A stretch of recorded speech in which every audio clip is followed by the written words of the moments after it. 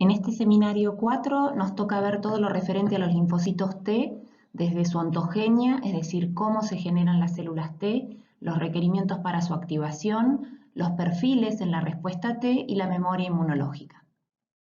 Los linfocitos T poseen el receptor para el antígeno de los linfocitos T que se denomina TCR. Este receptor se genera durante la ontogenia, antes del ingreso del antígeno, mediante un proceso que se denomina recombinación somática. En la imagen estamos viendo un TCR constituido por cadenas alfa y cadenas beta. Durante la ontogenia linfocitaria, lo primero que se rearregla es la porción variable de la cadena beta del TCR. Si ustedes se fijan en la figura, las porciones aminoterminales de ambas cadenas están dibujadas con diferentes colores. Esa zona, porción variable de cadena alfa y cadena beta, es mucho más variable que las porciones carboxiterminales de ambas cadenas, pintadas en color celeste, que son mucho más conservadas. La porción variable tanto de la cadena alfa como de la cadena beta es la que interacciona con el complejo péptido MHC.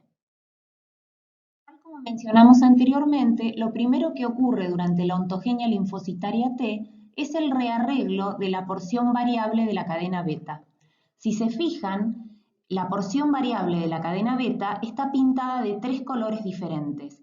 Esto es para graficar que la generación de esta porción variable de la cadena beta se constituye por asociación de 3 fragmentos génicos que se denominan B, D y J de cadena beta. Estos fragmentos génicos en todas las células que no sean linfocitos T y en los precursores de las células T se encuentran, como lo podemos ver al final de la figura, separados. Esto se denomina en configuración germinal. Y solo en aquellas células que van a dar lugar a los linfocitos T, por el proceso de recombinación somática, se selecciona un fragmento B, uno D y uno J, se pierde el material genético que antes los separaba y se juntan, generando un rearreglo BDJ. Ese material genético rearreglado, el rearreglo BDJ, luego se transcribe, se traduce y da lugar a la cadena beta, con una porción variable que se generó gracias al proceso de recombinación somática. Luego de que se rearregla en forma exitosa la cadena beta, comienzan los rearreglos de cadena alfa durante la ontogenia T. Como pueden ver, la porción variable de la cadena alfa está pintada de 2 colores y esto es para graficar que se constituye por asociación de 2 fragmentos génicos que se denominan B y J. De nuevo, como pueden ver ahora en la parte superior de la figura, estos fragmentos B y J de cadena alfa en todos los precursores de células T o cualquier otra célula que no sea un linfocito T se encuentran en configuración germinal, es decir, separados entre sí. Y solo en aquellas células que van a dar lugar a los linfocitos T hay un conjunto de enzimas que se denominan recombinasas BDJ que reconocen esos fragmentos génicos, los cortan y otras enzimas que pegan los fragmentos B y J, generando entonces un material genético rearreglado con un rearreglo particular formado por un fragmento B y uno J que tiene que transcribirse, traducirse y va a poder dar lugar a la cadena del TCR alfa, que luego se asociará con la cadena beta para que la célula pueda mostrar por primera vez su TCR alfa beta. En las diapos anteriores vimos en forma muy sencilla el proceso de recombinación somática. Recuerden entonces que las recombinasas BDJ son las responsables de reconocer los distintos fragmentos génicos que dan lugar a las porciones variables de las cadenas del TCR, reconocer, cortar y otras enzimas están involucradas en la unión, en el pegado. Dentro de la recombinasa BDJ, las enzimas más reconocidas son las RAG1, las que se denominan RAG1 y RAG2. Mediante el proceso de recombinación somática se pueden generar muchísimos receptores T, PCRs diferentes entre sí. ¿Cómo podemos explicar la generación de tal diversidad de receptores antigénicos? Por un lado, porque en configuración germinal existen distintos segmentos BDJ para la cadena beta y BJ para la cadena alfa. Y las recombinasas BDJ en un timocito eligen un fragmento B, uno D y uno J, mientras que en el timocito vecino otro B, otro D y otro J, y así sucesivamente. Además, primero, como dijimos en las diapos anteriores, se produce el rearreglo de la cadena beta. Una vez que se rearregla en forma exitosa la cadena beta, esta sale a la membrana en un mecanismo como de chequeo, de control, de que eso que se rearregló a nivel de material genético puede expresarse en la superficie, acompañada de una cadena alfa sustituta. Y cuando eso ocurre, la célula muestra por primera vez un pre-TCR, porque todavía la cadena alfa no está rearreglada, se envían señales al interior de la célula para que esta célula pueda proliferar, y en cada una de esas células hijas ya hay un rearreglo que sabemos que funciona de cadena beta. Y se inicia posteriormente el rearreglo de la cadena alfa. Es decir, que también la asociación de una cadena beta con las distintas cadenas alfas que se generan en las células hijas genera también más diversidad de receptores antigénicos. Porque recuerden que en realidad es la porción variable formada por la cadena alfa y la cadena beta lo que le da la especificidad al TCR. Es eso lo que interacciona con el complejo péptido MHC. Y además hay un tercer mecanismo que incrementa la diversidad de los TCRs que involucra la unión imprecisa de los fragmentos génicos. Es decir, las recombinasas reconocen a los fragmentos y cortan, y las enzimas involucradas en el pegado generan errores, adicionan y quitan nucleótidos. Es decir, aún en el hipotético caso en donde las recombinasas eligieran los mismos fragmentos BDJ o BJ, como la unión de esos segmentos es imprecisa, la secuencia de nucleótidos no sería idéntica. Entonces, este proceso también de unión imprecisa de los fragmentos incrementa la generación de diversidad del TCR.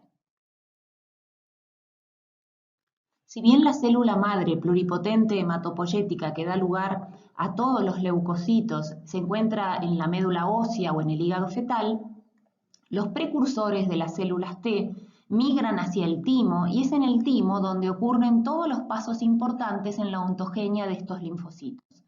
Tenemos que ver en esta figura las distintas zonas de los lóbulos del lóbulo tímico porque durante la ontogenia linfocitaria las células T, los precursores T que están ahí, que se denominan timocitos, tienen una migración intratímica y se van moviendo dentro del timo enfrentándose con un entorno diferente. En la zona cortical podemos ver, o zona de la corteza, que los timocitos van a encontrarse con un entorno principalmente constituido por células del epitelio tímico cortical, que son diferentes de las células del epitelio tímico medular, en la zona de la médula tímica, donde además podemos encontrar otras células presentadoras de antígenos profesionales como macrófagos y células dendríticas. Durante la ontogenia de los linfocitos T, los timocitos se los llama de acuerdo a la expresión de los correceptores T que ustedes vieron en el seminario pasado, el CD4 y el CD8. Cuando no expresan ninguno de los dos correceptores se las llaman células dobles negativas, cuando expresan ambos correceptores dobles positivas, y si expresan uno de ellos son células simples positivas, o CD4 positivas o CD8 positivas. Durante la ontogenia de linfocitos T, los timocitos ingresan al timo, primero como células dobles negativas, después comienzan a expresar ambos correceptores, se transforman en células dobles positivas, para emigrar luego como linfocitos T maduros simples positivos. Como se puede ver en esta diapo, el estadio inicial de los timocitos es un estadio doble negativo, no expresan ni CD4 ni CD8, se encuentran ubicados en la zona cortical y son timocitos que tienen una alta tasa de proliferación celular. Bien tempranamente en este estadio doble negativo se define el linaje de linfocitos T, si van a ser linfocitos T alfa, beta o gamma delta. Nosotros vamos a ver un poco más en detalle cómo es la ontogenia de la mayoría de los linfocitos T que tenemos en circulación, que son linfocitos T alfa beta. Posteriormente, tal como dijimos en las diapos anteriores, comienza el rearreglo de la cadena beta. Los primeros rearreglos que ocurren es en las porciones con los fragmentos B, D, J que dan lugar a la porción variable de la cadena beta.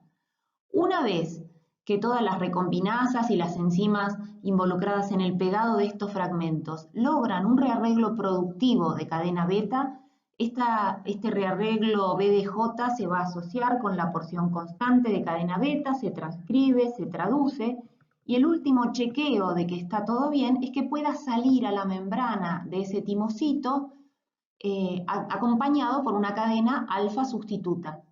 Esa es la primera vez que los timocitos expresan en su superficie el pre-TCR, constituido por la cadena beta recientemente rearreglada y una cadena alfa sustituta.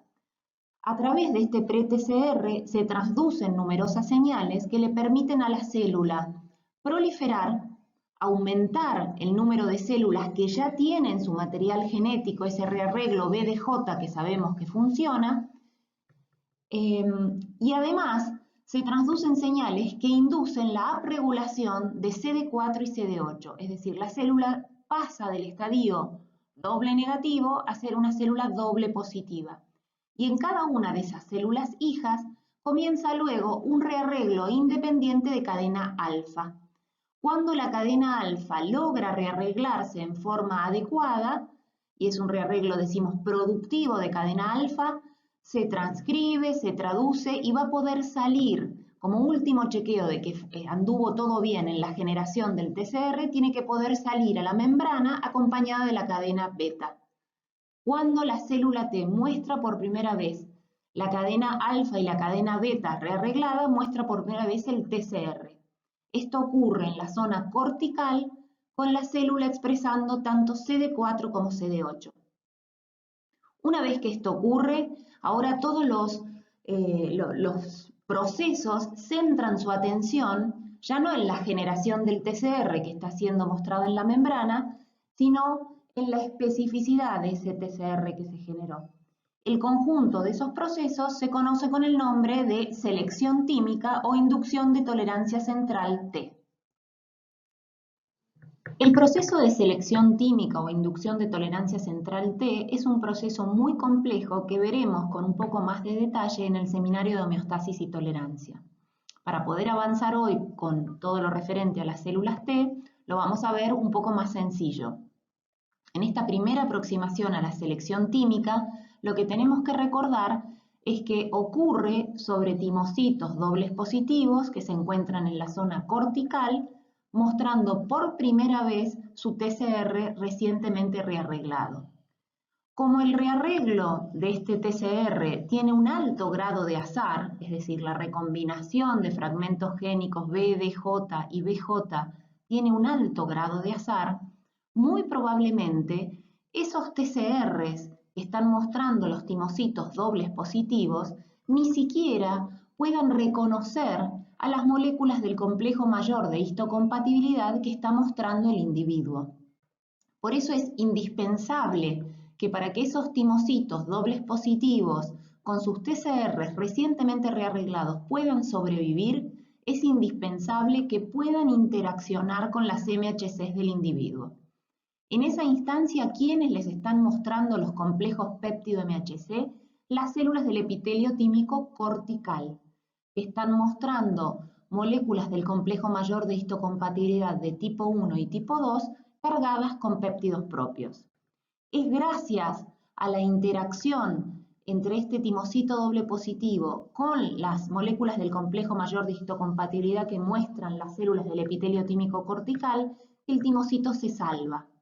El que no pueda recibir señales a través de su TCR va a morir en un proceso que se denomina muerte por abandono. Y como vamos a ver en los próximos seminarios, eso ocurre para la mayoría de las células, la mayoría de los timocitos. Solamente algunos de ellos sobreviven en un proceso que se denomina selección positiva. Este proceso además define qué será este linfocito, el linaje del linfocito en relación a la expresión de 4 y 8.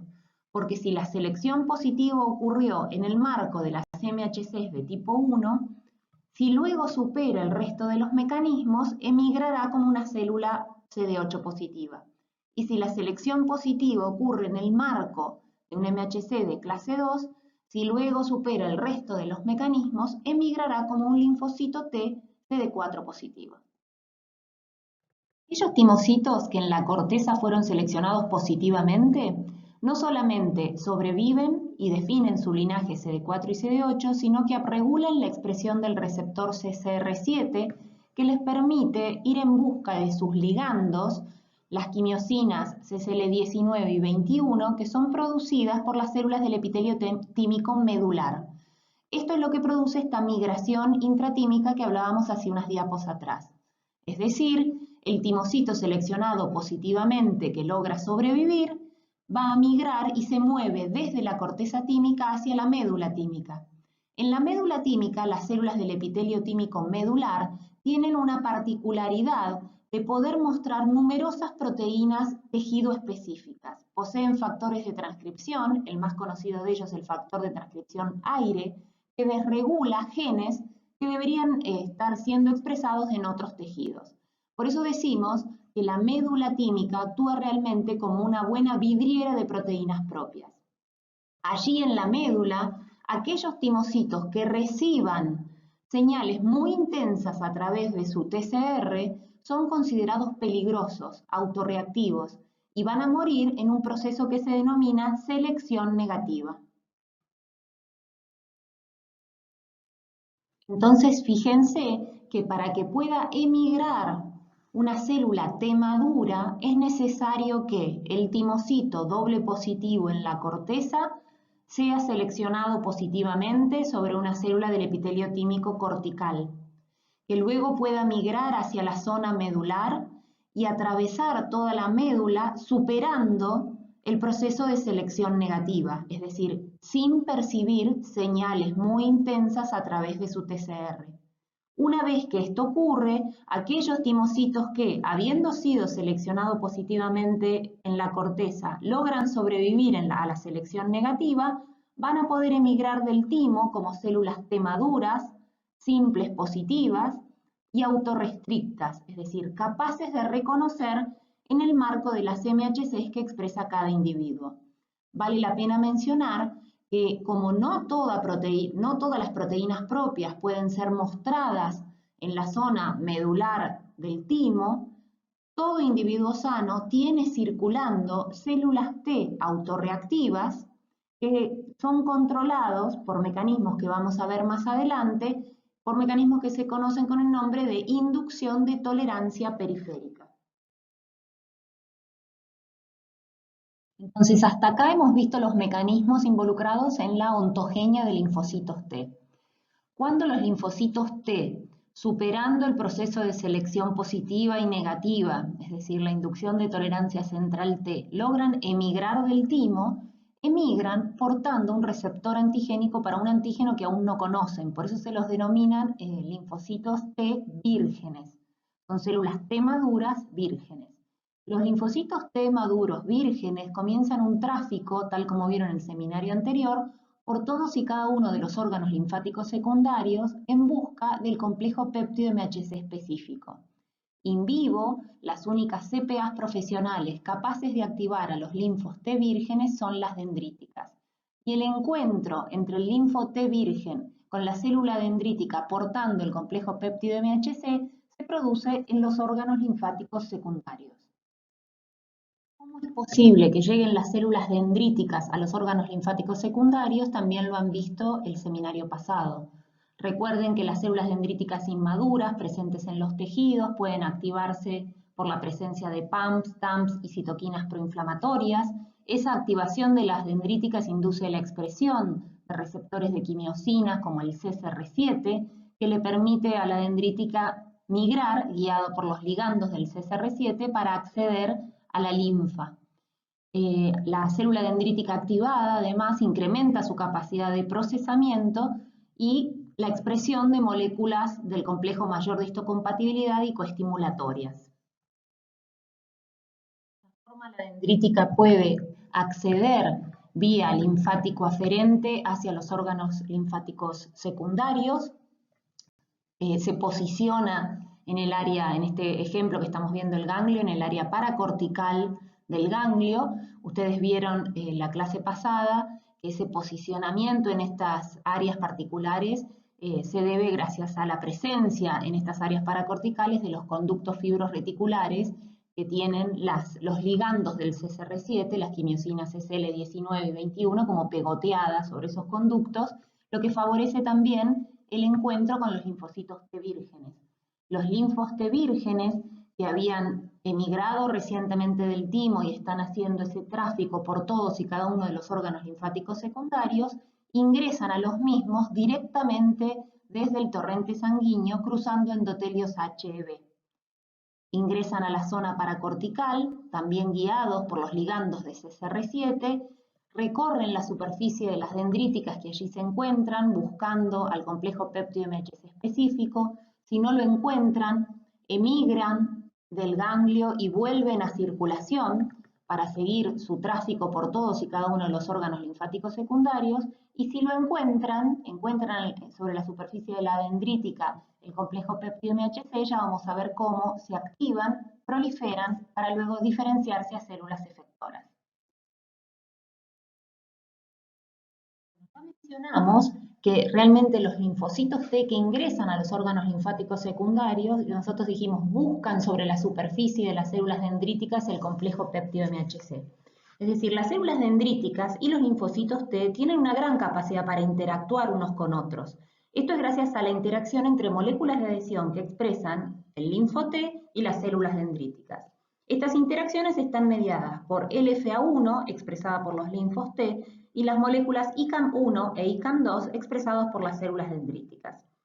Esta es una interacción que no tiene nada que ver con la especificidad del TCR por el complejo péptido MHC, pero les permite a unas y a otras interaccionar y hacer que en el caso de que además se reciban señales a través del TCR porque la célula T reconoce el complejo péptido MHC específico, estas señales a través del TCR permiten un aumento de la afinidad de LFA1 por sus ligandos, estabiliza mucho más la unión y permite un buen reconocimiento del complejo péptido MHC.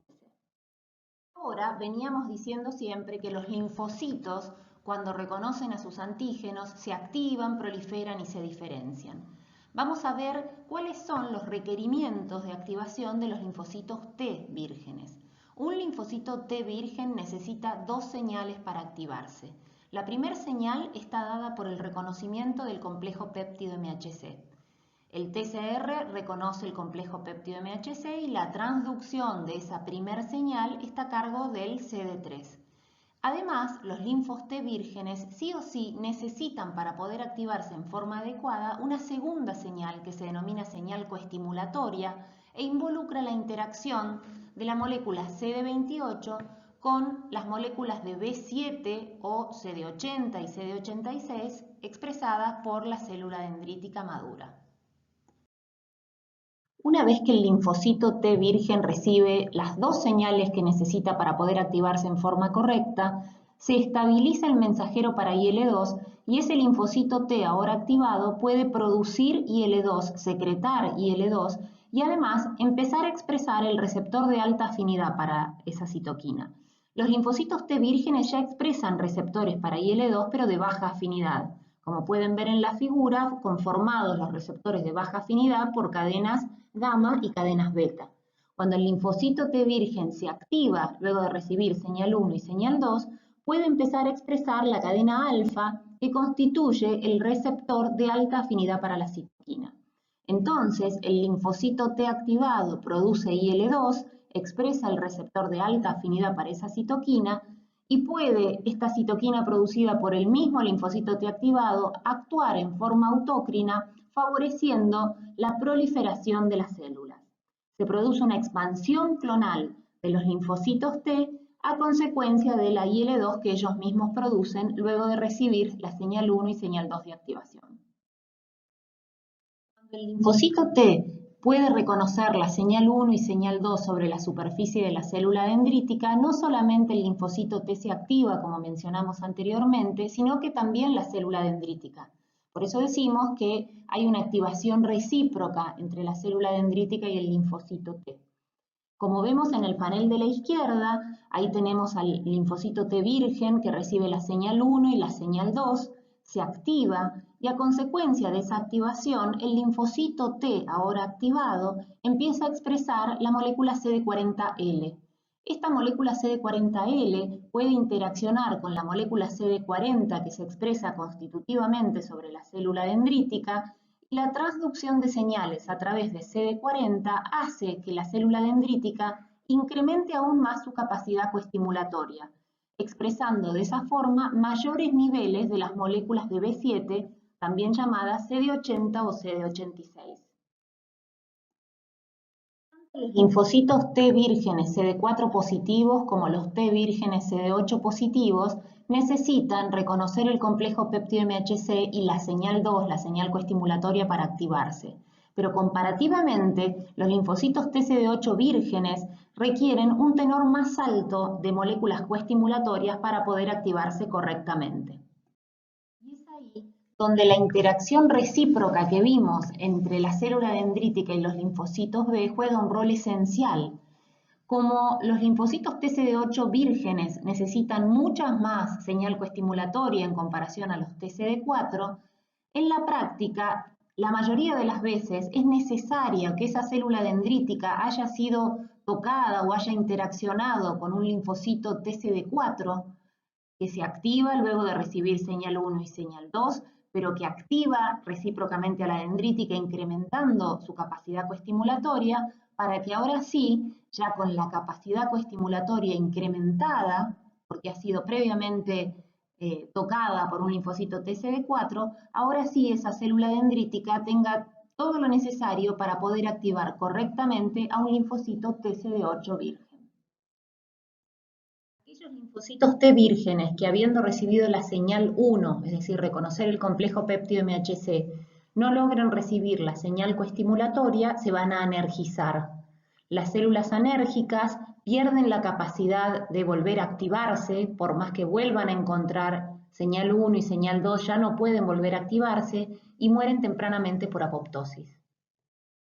El tráfico particular que vimos para los linfocitos T vírgenes, lo que le permite pasar directamente desde circulación hacia todos y cada uno de los órganos linfáticos secundarios, se da gracias a la expresión de los receptores de quimiosinas y moléculas de adhesión que los caracterizan. En particular, es el CCR7 y la L-selectina de los linfocitos T vírgenes los que le permite generar ese patrón particular de migración. A diferencia de esto, cuando el linfo T virgen se activa, prolifera y se diferencia célula efectora, modifica el patrón de expresión de moléculas de adhesión y receptores de quimiosinas que le dan acceso a otros sitios.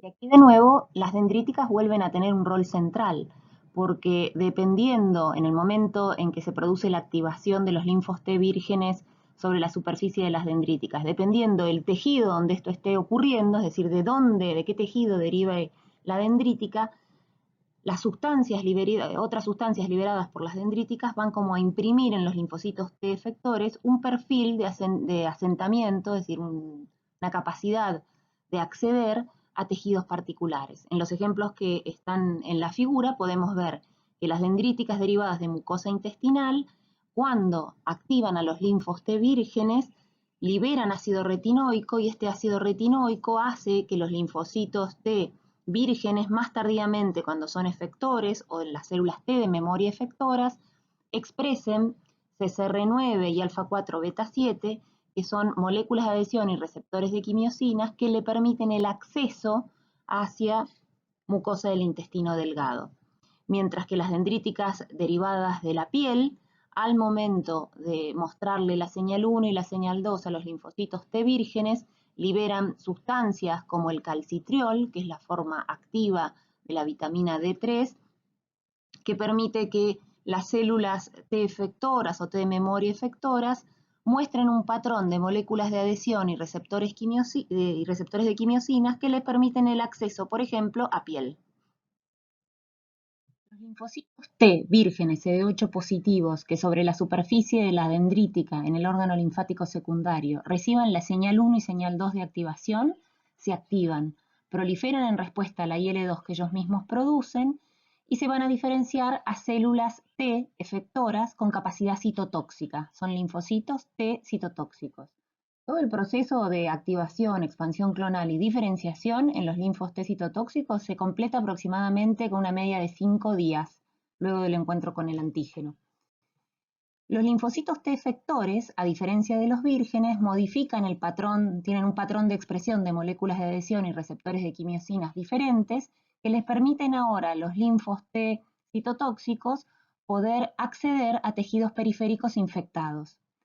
Cuando las células T efectoras acceden a los tejidos periféricos infectados, irán en busca de las células infectadas con el mismo patógeno que le mostró la dendrítica en el ganglio linfático al momento de activarlos. Durante todo este periodo, después de que se activan, los linfos TCD8 positivos sintetizan los componentes presentes en sus gránulos secretorios, las granzimas y las perforinas. Y cuando contactan ya en el tejido con las células ahí del tejido, contactan con ellas independientemente estén infectadas o no, a través de interacciones por moléculas de adhesión que expresan los linfos T y las células blanco. El LFA1 expresado en los linfocitos T e ICAM1 expresado, por ejemplo, en las células blanco. Esto permite la interacción entre la célula, el linfocito T citotóxico efector, y la célula blanco. Y esa interacción, que es lábil, se estabiliza y se hace mucho más fuerte cuando el linfocito T efector reconoce el complejo péptido MHC específico sobre la superficie de la célula diana. Y simplemente, como es una célula efectora, ahora con recibir la señal 1 de activación, puede cumplir su función. La función de los linfos TCD8 citotóxicos es producir citoquinas proinflamatorias, principalmente interferón gamma, e inducir la muerte por apoptosis de la célula infectada. En esta diapo volvemos a ver algunos de los conceptos que vimos en la anterior y hacemos hincapié en que el linfo TCD8 positivo virgen requiere 2 señales para activarse. Se activa solo sobre la superficie de las células dendríticas en los órganos linfáticos secundarios. Una vez que se activa, prolifera en respuesta a la IL-2 que él mismo produce y se diferencia célula efectora. Las células efectoras en los tejidos periféricos infectados, simplemente con recibir la señal 1 de activación, pueden cumplir su función efectora, que es producir citoquinas proinflamatorias y matar por apoptosis a la célula blanco. En esta diapo vemos los 2 mecanismos citotóxicos que emplean los linfos TCD8 citotóxicos para inducir la muerte de las células blanco. Fíjense que son mecanismos que comparten con las células NK. Arriba tenemos el mecanismo no secretorio que involucra la interacción de Fas y Fas ligando, y abajo el mecanismo secretorio con la liberación de perforinas y granzimas. Vale la pena comparar acá las diferencias con las células NK. En el caso de los linfocitos T CD8 citotóxicos, este mecanismo se pone en marcha cuando el linfocito T efector CD8 positivo, que ya es citotóxico, reconoce la señal 1 sobre la célula blanco.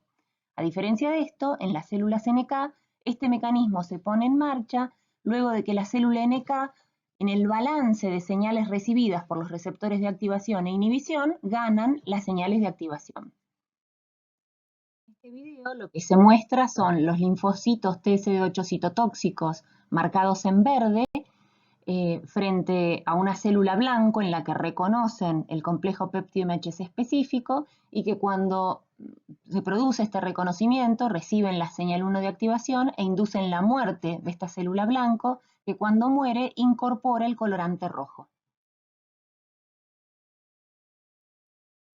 A diferencia de lo que ocurre para los linfocitos TCD8 vírgenes que están como predestinados a ser células TCD8 citotóxicas, los linfocitos TCD4 vírgenes tienen muchísimas posibilidades para elegir el perfil efector. Es decir, hay una gran plasticidad en la respuesta TCD4.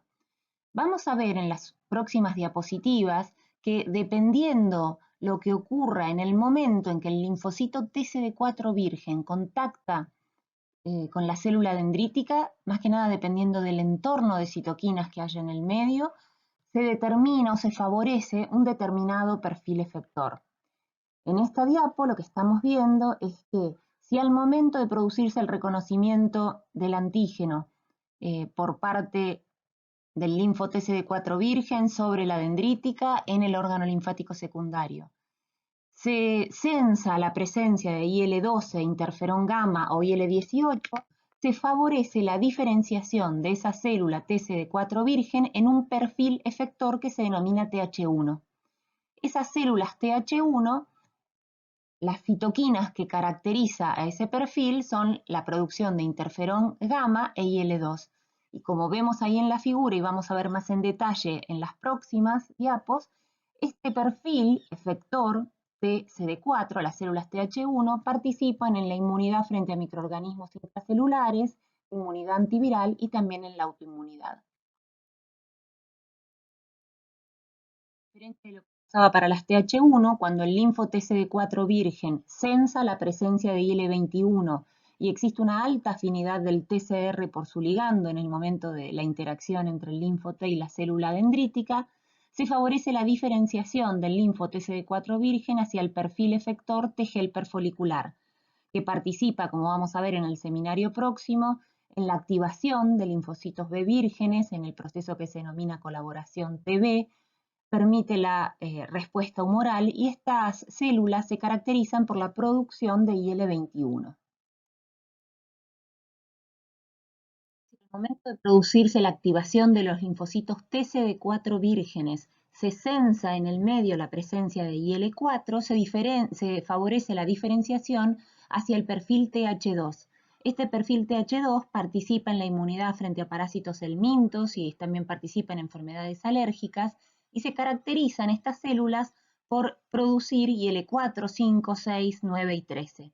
Si bien la IL-4 es la principal citoquina que diferencia a los linfos TCD4 hacia el perfil TH2, también hay otras citoquinas que pueden favorecer este perfil, como son el TCLP, la IL-33 y la IL-25. Cuando la activación del linfocito TCD4 virgen se da en presencia de IL-1, 6 y TGF-beta, se favorece su diferenciación hacia el perfil efector TH17.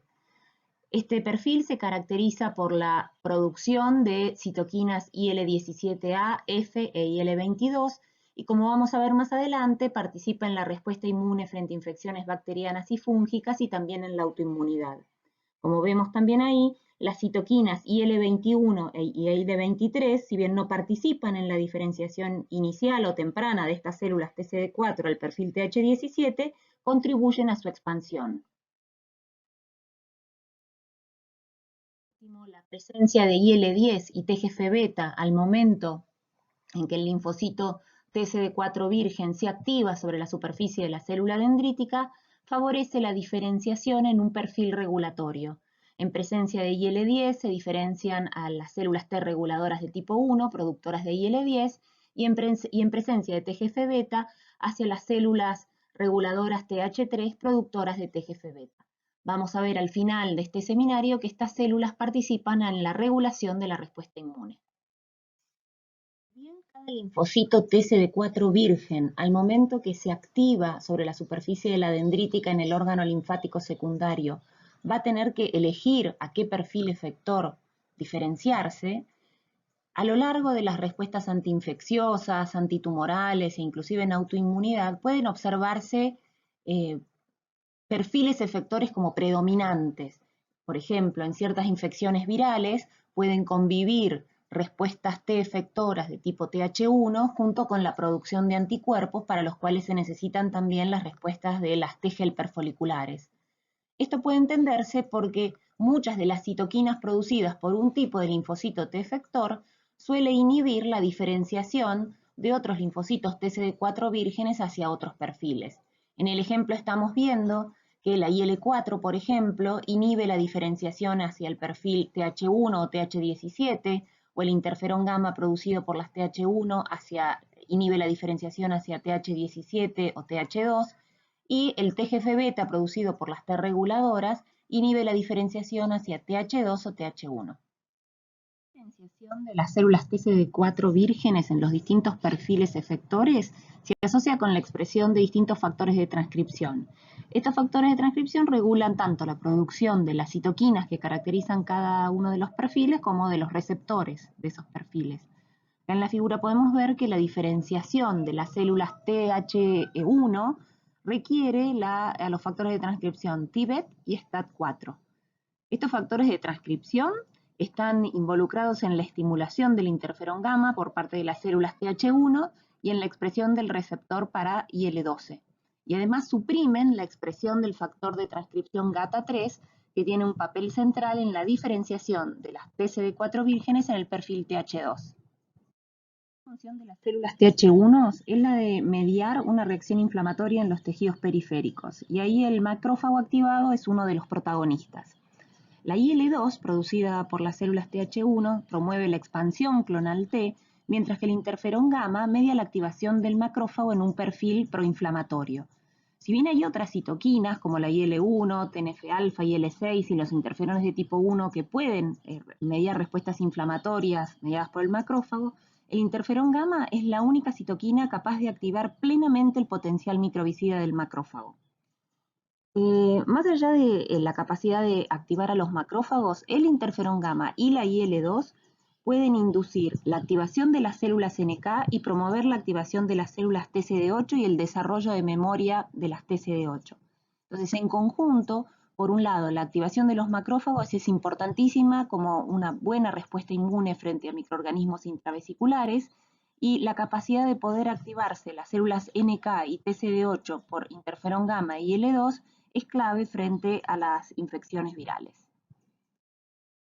Los linfocitos TH1 activan macrófagos infectados con bacterias que proliferan en sus vesículas intracelulares como las micobacterias. Dentro de las micobacterias, Mycobacterium tuberculosis es el agente causal de la tuberculosis. Este patógeno se propaga cuando las personas infectadas expulsan bacterias al aire, por ejemplo, cuando tosen. Generalmente afecta a los pulmones, en tuberculosis pulmonar, pero también puede afectar otros órganos. Según el Informe Mundial sobre la Tuberculosis que publicó en el 2019 la OMS, la tuberculosis es una de las 10 primeras causas de mortalidad en el mundo y la principal debido a un solo agente infeccioso, es decir, por encima del virus de HIV. Aproximadamente un cuarto de la población mundial está infectada por Mycobacterium tuberculosis y por lo tanto expuesta a la enfermedad. Y según este informe, en 2018, 10 millones de personas se enfermaron de tuberculosis y se registraron casi 1,5 millones de muertes. Al inhalar las micobacterias, estas acceden a los alvéolos pulmonares y ahí los macrófagos alveolares y las células dendríticas ingieren a estos microorganismos. Las dendríticas hacen lo mismo que hemos visto hasta ahora. Procesan, migran a los ganglios drenantes y ahí presentan a los linfocitos T vírgenes. Los macrófagos destruyen a estas micobacterias por los mecanismos que vimos en los seminarios anteriores. Destruyen a los bacilos que han fagocitado. Ahora, si bien la gran mayoría de los individuos inmunocompetentes que se exponen a Mycobacterium tuberculosis no desarrollan la enfermedad, muchos de ellos logran controlar el bacilo, pero no erradicarlo. Esto es porque la micobacteria tiene mecanismos de evasión inmunológica y se les permite escapar a la destrucción intracelular por parte de los macrófagos. Entonces proliferan dentro de los mismos, induciendo la muerte de los macrófagos, con la consecuente liberación de PAMPs y DAMPs. Y esto, tal como vimos anteriormente, genera la liberación de citoquinas proinflamatorias, quimiosinas, que reclutan más leucocitos al sitio, en este caso principalmente monocitos, donde se van a diferenciar, una vez que acceden al pulmón los monocitos, a macrófagos que van a fagocitar a más micobacterias. Más o menos a las 3 semanas después de la infección arriban los linfocitos TH1 específicos. Estos linfocitos TH1, como vimos en las diapos anteriores, activarán al máximo a los macrófagos para intentar destruir a los bacilos que se encuentran en su interior. Esto lo que hace es detener el crecimiento bacilar descontrolado y la infección se vuelve latente, gracias a la contención de la micobacteria en lo que se conoce con el nombre de granuloma. La formación del granuloma permite contener al patógeno que no logró erradicarse. En esta respuesta participan no solo los linfocitos TH1, sino también los TCD8 citotóxicos. En respuesta a la micobacteria también hay una fuerte respuesta humoral, es decir, hay producción de anticuerpos, pero no tienen ningún rol protectivo contra la micobacteria. Esta situación de tener al patógeno contenido en este granuloma puede mantenerse incluso por años, pero el sistema inmunológico está activamente trabajando para contener al bacilo. Entonces, cualquier falla en la vigilancia inmunológica en el paciente, ya sea porque se inmunosuprime por tomar alguna medicación, corticoides o drogas antineoplásicas, o porque se infecta, por ejemplo, con el virus de HIV, hace que se inmunosuprima y la enfermedad puede progresar y diseminarse por vía hematógena. Cuando esto ocurre, el granuloma pierde como su estructura, se vuelve gaseoso, es decir, como si fuese un queso blando, se rompe, se liberan los bacilos hacia las vías aéreas, lo que da como resultado tos productiva y facilita la diseminación del bacilo en aerosoles. Además, esta licuefacción de los granulomas posibilita la diseminación intrapulmonar y extrapulmonar del bacilo. En relación a las células Th17, estas cumplen un papel central no solo en la aparición de fenómenos autoinmunes, sino también en la inmunidad frente a infecciones por bacterias extracelulares y hongos. Producen las citoquinas IL-17A, 17F e IL-22. Las citoquinas IL-17A y F interactúan sobre un gran abanico de tipos celulares, estimulando la producción de citoquinas proinflamatorias, quimiosinas, mucinas, péptidos antimicrobianos, etc. Inducen una rápida y masiva infiltración de neutrófilos en los tejidos afectados y además promueven en las células epiteliales la integridad de la barrera epitelial. A diferencia de esto, la IL-22 actúa solamente sobre queratinocitos, células epiteliales, endoteliales y fibroblastos, pero no sobre células de origen hematopoyético. La función de la IL-22 también es similar a la de la IL-17, pero, como ya dijimos, restringida a menos tipos celulares. El detalle de cómo funcionan los linfocitos T helper foliculares se entiende mejor en el próximo seminario.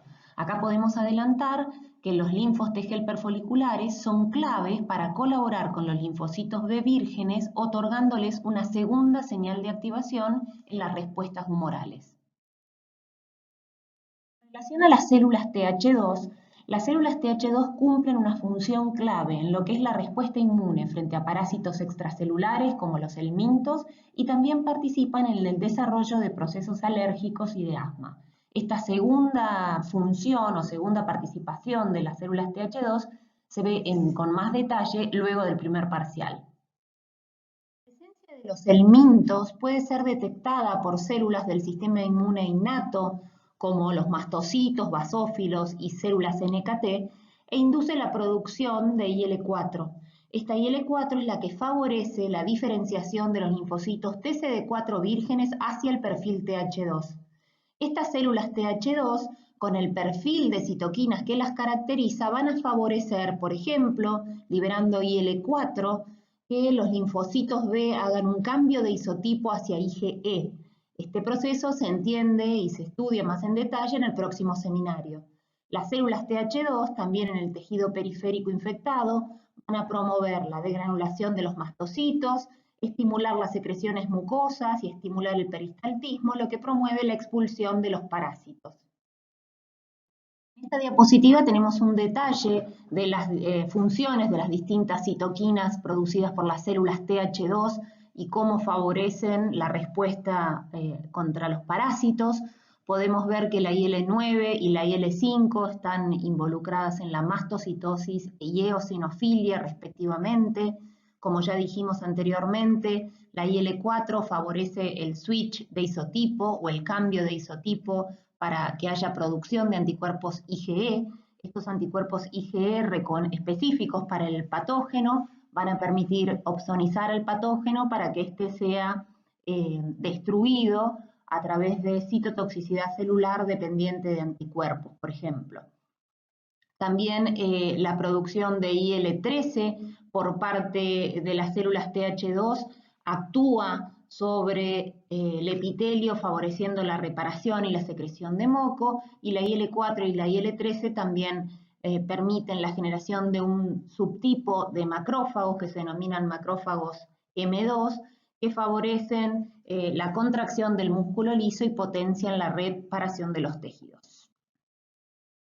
Las células TH2 también participan en el desarrollo de procesos alérgicos y de asma. Todo esto se verá más en detalle en el seminario número 12, en donde vamos a ver las reacciones de hipersensibilidad de tipo 1, en donde para individuos susceptibles, que se denominan individuos atópicos, en respuesta a antígenos particulares, que en ese caso se denominan alergenos, los pacientes montan una respuesta claramente de tipo TH2, en donde hay alta producción de IgE, mastocitosis e eosinofilia.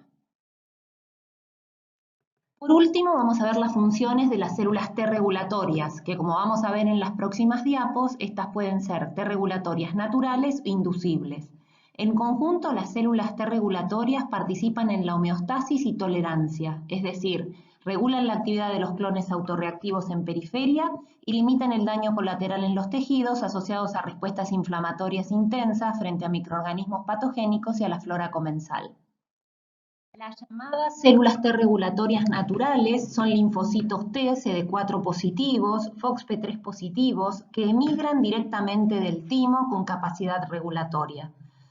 Por otro lado, las células T regulatorias inducibles emigran del timo como cualquier otro linfocito T CD4 positivo y una vez que reconocen al antígeno en los órganos linfáticos secundarios, dependiendo del entorno de citoquinas que detecten, pueden diferenciarse a células T regulatorias en periferia. Las últimas diapos de este seminario van a estar abocadas a tratar de entender cómo es la generación de memoria inmunológica T.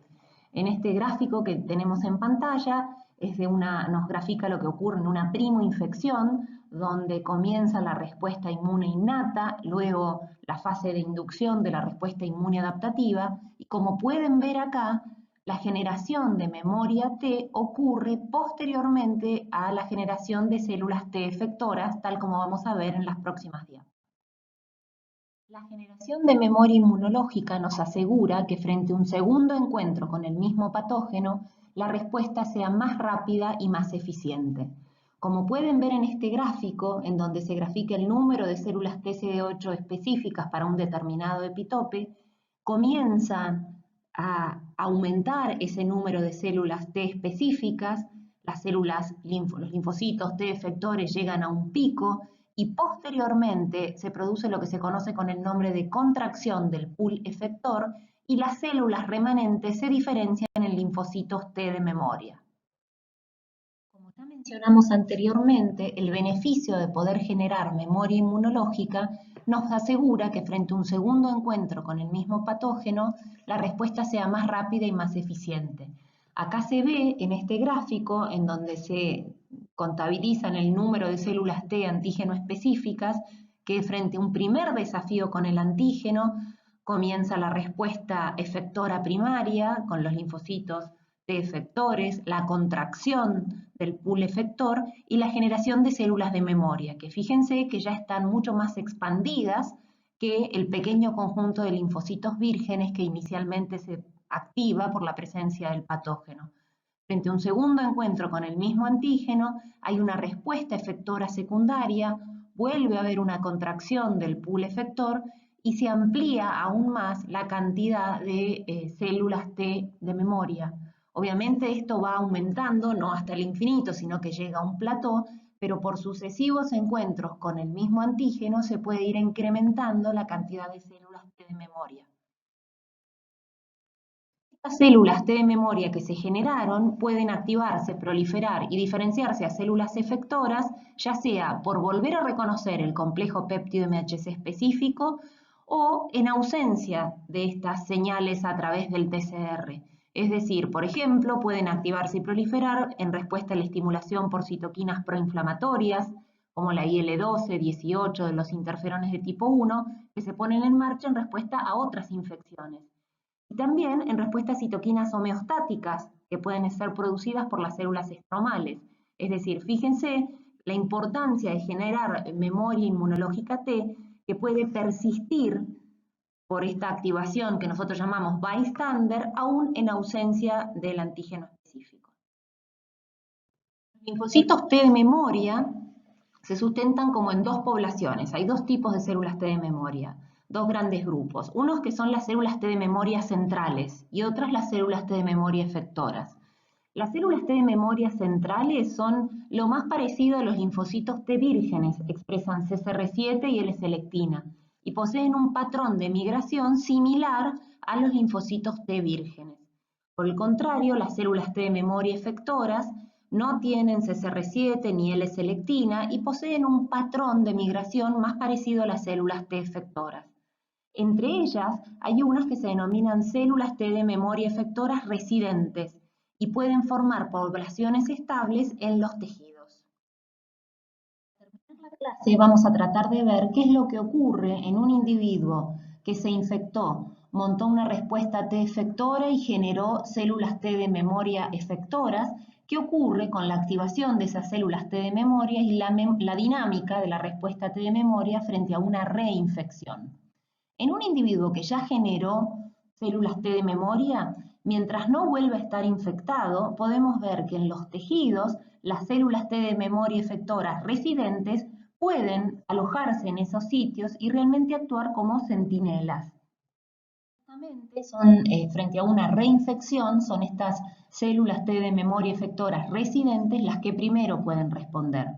Además, recuerden que también por debajo de las barreras naturales están las dendríticas inmaduras, que van a poder activarse por reconocer los PAMPs del patógeno que reingresó por la barrera natural, procesarlo y migran hacia los órganos linfáticos secundarios más cercanos. Luego también pueden ser reclutadas al sitio las células T de memoria efectoras, pero las que estaban circulando, porque reconocen los endotelios activados de los vasos cercanos al sitio donde reingresó el patógeno. En la figura, por último, van a poder ser reclutadas al sitio periférico reinfectado los linfocitos T efectores que se diferenciaron a partir de las células T de memoria centrales que reconocieron el antígeno sobre la superficie de las dendríticas en los órganos linfáticos secundarios.